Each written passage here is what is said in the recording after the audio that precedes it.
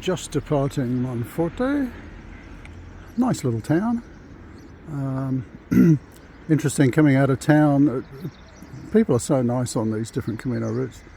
Twice I've had someone come up to me and point out the way to go. You know, as soon as I stop and get my phone out just to check the track, someone comes over and goes, "Oh, it's this way," and then you go there. It's really nice. So normal thing, you know, getting in and out of towns, be very careful of, you know, where you're going. I did take one wrong turn. There's plenty of arrows, just got to watch out for them. There's one over there. I can see where I'm going up there. There's a shell symbol, big shell symbol. But it'd be nice to go out of the town into the countryside. I'm doing a relatively short stage, well, a normal stage for me, about 20 k's today, up to Torre Vilariño, I think it's called. So quite a big climb today, and where I'm staying is kind of at the top. And then tomorrow I've got a steep climb down into a valley, back out of the valley, and I think the day after that the highest point on the Camino Invierno, so lots of hills coming up. A lot of road walking so far today out of Montforte. I think I've probably walked about 6 k's so far. Should be coming into a small village shortly. It'll be one of these tiny ones though, with just a few houses and no shops or anything. And I think from that point we start climbing. So that'll be interesting. I actually don't mind going up. And that should mean that we get some nice views. And the place I'm staying at tonight is kind of on the top of the hill that I'm going to climb. So the down is tomorrow. And is it down or what? Very steep by all accounts. If the guidebooks say go easy and use hiking poles, that means it's a very steep down. But yeah, it'll be nice to get off this hard top and into the hills. Hopefully there's a bit of, you know, forest track coming up. Let's wait and see. I've just come through the little village of Moreda. It's probably a dozen houses, a nice little church. And this is where the climb starts. And you come up the path and you see this. What a great little facility this is. So they've, is that a tennis court, volleyball court or something laid out there? There's a little stage where they obviously have sort of village events and stuff like that. It's nice, isn't it? Just tucked on the edge of the village. Alright, let's start the climb. Well, we're off the road finally. One extreme to the other. This is very Galicia, isn't it? Tiny little paths, dry stone walls. I'm panting a bit because it's a fairly steep uphill section. And I haven't seen any other pilgrims today. Foxgloves. Is that those flowers? I think. Foxgloves. Not very good on plant identification. It's a good day today. It's sort of overcast a bit, not too hot. No rain. Perfect day for walking. I haven't bothered with the hat or the umbrella or anything.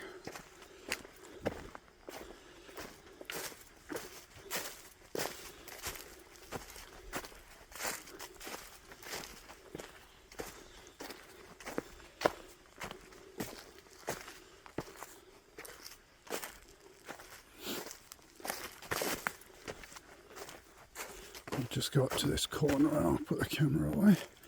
Not sure you need too much more of me panting up a hill.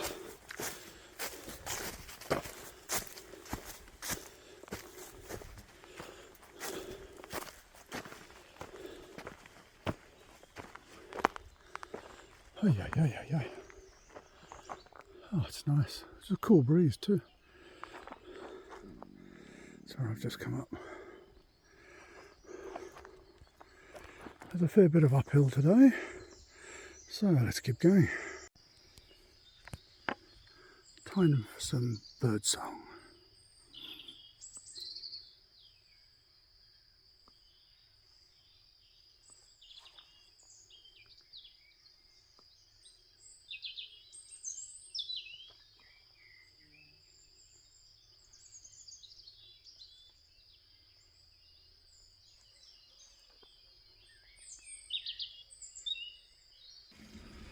So this is the village of Piñero, and it features in a couple of the guidebooks because they say the water from the font here is really nice. So, oh, there's a car coming, is it? Truck. And here is a lovely sitting area for peregrinos and the font. And there's one thing missing from it though. It doesn't say whether it's drinking water or not. There's a sign up there which talks about, I haven't translated it, but it talks about donations from the local government and stuff like that. It doesn't actually say it's potable.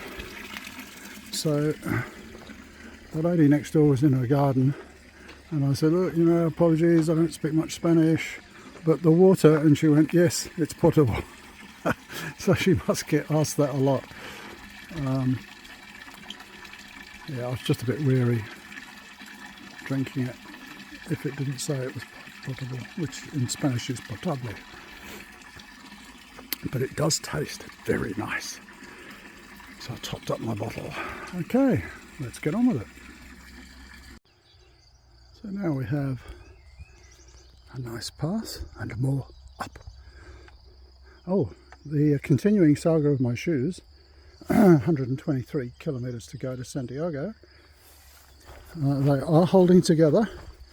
My biggest fear was that I was running out of duct tape. If you've seen some of my videos, you'll know that I carry duct tape on my poles for fixing all sorts of things. And every couple of days I'd have to replace the duct tape on the back of my shoes to hold the insides together. I was running out. So I asked in a little grocery store last night, I said, is anywhere I can buy some duct tape like this? And she said, oh, look up the road. I didn't understand it all, but clearly she was saying there's a shop up there that might be able to help. And there was a little DIY store with painting supplies. And they had some. So I have an additional supply of duct tape on my poles now. Interesting, they tried to show me all different types of tape, and then I saw the duct tape. I said, oh, this one. And they went, oh, tape Americano. Isn't it funny how in different countries things are called different things?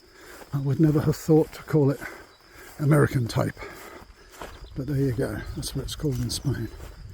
But it's it's really the only tape I can use because, sorry to digress talking about shoes, but duct tape is wonderful stuff.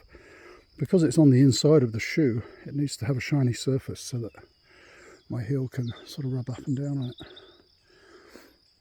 There we go. Oh, stop gabbing, Rob. I'm waffling again.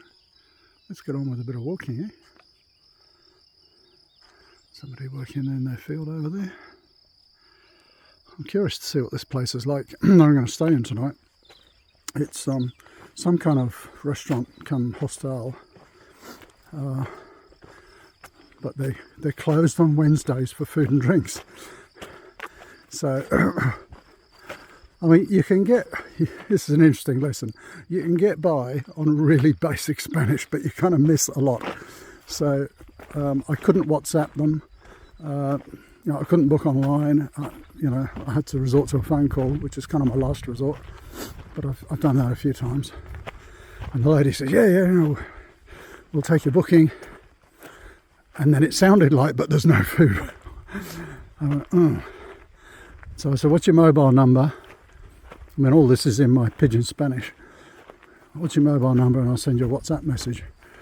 And so she gave me a mobile number. I sent her a WhatsApp message. I said, well, I think you were trying to tell me there's no food. No, that's right. No food on a Wednesday. She said, but we'll find a plate of something for you. which is just as well, because there's nothing up here. It's one of those places where there's no bars, no shops or anything.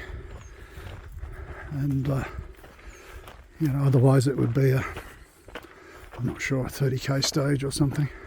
I've actually managed to break up all my stages to about 20k's on the Invierno, which is great for me. Alright, now stop waffling and start walking. Okay, so me being dumb again, I don't know how many of these Banco Peregrino benches I've seen, probably a dozen in the last few days. And I've been thinking, what the hell is the Pilgrims Bank? What's that about? So, typical dumb Rob, I wondered and then thought, well, let's scan the QR codes and see what's on there. And I thought it was going to be some, you know, bank promotion. No. So this one, if you scan that code, it tells you all about the sort of tourist aspects of the Ribera Sacra, which is the part that we're walking through. All the sightseeing and stuff like that. This one's really cool. I only had a quick look at it, but it's basically a resources page for pilgrims, and you can check on places to eat in the area, you know, and it's specific to where I am now. So, excuse me, where I can eat locally, excuse me, accommodation, transport, all that kind of stuff. So what a great resource. And I was totally thrown by the term bank. You know, banco is bank in Spanish. So I guess it means, in this context, resources or something. That was really useful. I'll have a look at that website later on. There you go. Got to check these things out, eh? I can confirm the water in the fountain back there was delicious. If I have any ill effects, I will report back. Right now, let's get on with the walking. You know you're in Galicia when it's wet. I think I've said this before. The rain in Spain falls mainly in Galicia.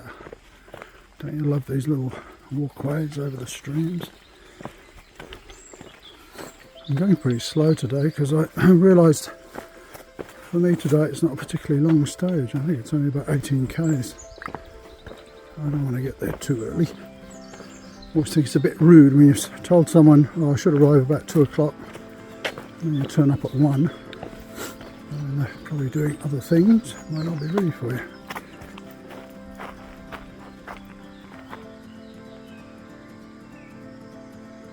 It's a lovely day for walking, so no rush.